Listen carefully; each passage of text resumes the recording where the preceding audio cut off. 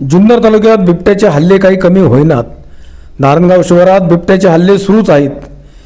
हिवऱ्यातील सातपुडा पाठोपाठ वारुवाडीतही बिबट्याचा शेळ्यांवर हल्ला.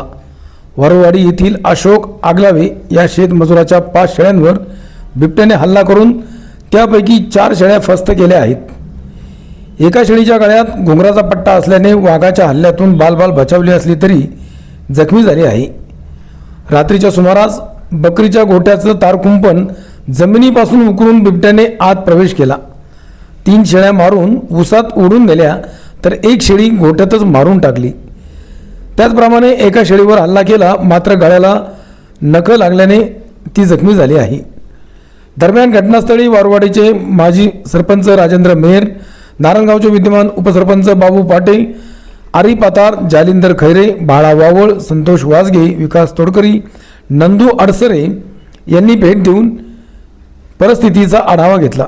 सर पण ऐका ना, तीन नाही चार टोटल शेळ्या आणि 1 बोकड.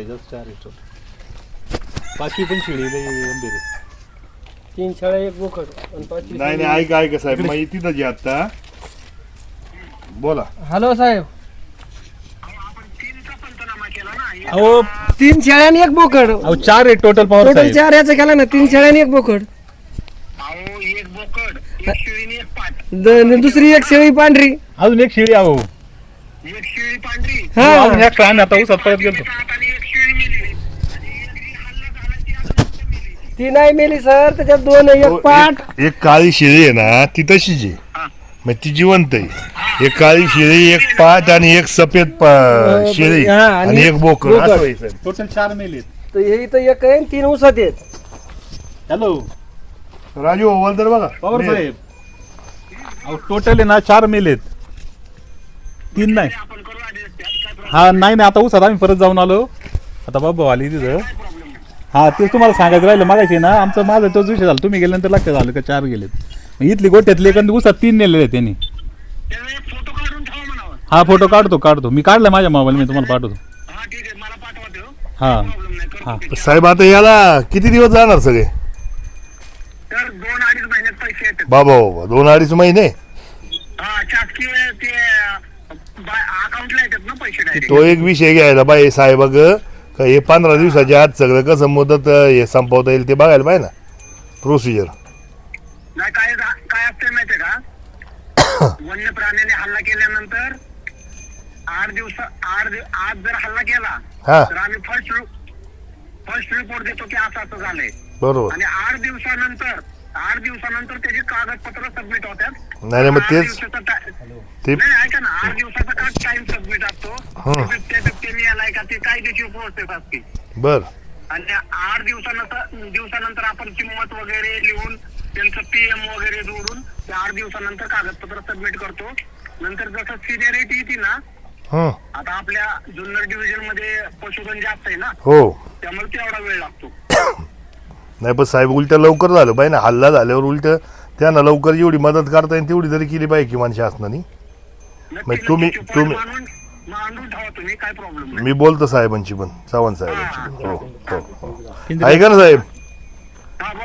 पिंजऱ्याचं कसं करताय? पिंजरा अर्ध्या तासात घेऊन येतोय तिथं. या हा चल अर्ध तसं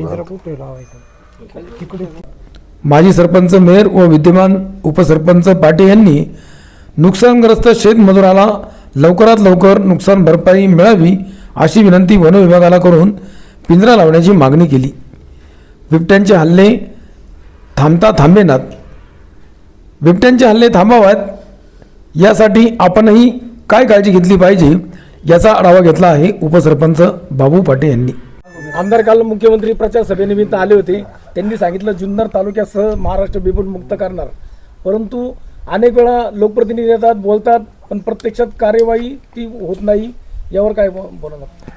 आता कारवाई व्हायला आता जे काय आहे संकट, जसं आपण कोरोनाच्या काळात पाहिले की त्याची आपल्याला हेच नव्हती ना, काय नक्की त्याच्यावर करायचे. आणि तो तेवढा वेळ आपल्याला थोडासा लागतोय. म्हणजे प्रशासन असलं काय ती माणसंच आहेत आणि आपण असलो काय माणसंच आहेत. त्या माध्यमातून खरं तर आता बघा, एक मुख्यमंत्री शिंदे साहेबांच्या बाबतीत एक माकी नक्की आहे का ते जे बोलतील ते करायचा प्रयत्न 1000% करतात. आणि त्या माध्यमातून त्यांनी कालही तो विषय कोणी संदर्भ नसताना सुद्धा त्यांनी स्वतःहून तो विषय घेतलाय. याचा अर्थ ते प्रोसिजरमध्ये निश्चित स्वरूपात आहे, मीटिंग झाली. पण आता ही सगळी कारवाई करायला शासकीय यंत्रणा आहे, थोडीशी पुढं मागं होतं. मी आता तेच म्हटलं की शेळीला सुद्धा पैसे यायला जर 2-2.5 महिने लागणार असतील हल्ल्याचे, तर ती थोडीशी अडचणीचा विषय. आता मी त्या चव्हाण साहेबाशी पण बोलणार आणि त्या ज्या आपले जिल्ह्याचे हे आहेत अधिकारी त्यांच्याशी सुद्धा या विषयावर बोलणार आहे. परंतु हे करत असताना आपल्या पातळीवर काही उपाययोजना करता येतात का, ही करतर आपली वेळ आली राजू भाऊ. आता शेतकऱ्यांनीच आता आपणच आपलं संरक्षक करायला किंवा आपणच आपलं संरक्षण कसं करायचं याच्या संदर्भात थोडीशी चर्चा आखणी नियोजन करावं लागेल असं माझं व्यक्तिगत मत आहे. शासनाच्या पद्धतीने जेव्हा करीन तेव्हा करीन. पण मात्र आपल्या जुन्नर तालुका असेल, आंबेगाव असेल, शिरूर असेल, ह्या 3 तालुक्यांमध्ये मात्र हे लवकर मी त्या हिवऱ्याच्या तिथे तुम्हाला मी त्या दिवशी बोललो की हे 3 तालुक्यांसाठी स्पेशल काहीतरी केस म्हणून त्या बिबट्याला शेड्यूल 1 मधून घेऊन 2 मध्ये केलं पाहिजे आणि लवकरात लवकर त्याचा बंदोबस्त मारा धरा काय करायचं ते करा.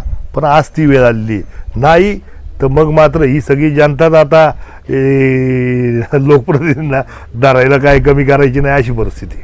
सरपंच साहेब, आता हा जो हल्ला झाला या गोट्यावर आपण बघितलं खालून बिबटे घुसलेले आहे, तर आपण शेतकऱ्यांना काय सांगाल त्या गोट्याबाबत? नाही आता हे बोरीची काट्या लावणं किंवा बोरीच्या काट्या असतील. आता बघा हे आपल्याला दिसतं हे 8 फुटाचं जरी असलं तर ते सहज 8 फूट येते ओलांडून. आपण सत्यशील दादाचा मला वाटतं व्हिडिओ पाहिला घराचा, बरोबर ना. ते मग 10-12 फुटाची भिंत वरती परत फेन्सिंग तरी सुद्धा ते आलं. म्हणजे याचा अर्थ आपल्याला जवळजवळ 14-15 फुटापर्यंत काळजी खालून पण आणि वरून पण घेतली पाहिजे. म्हणजे खालूनही ते तार त्यांनी सहज त्या ताकदच एवढी आहे ना, सहज ती ओढून येते, सहज ती जाळीची उचकडून टाकते.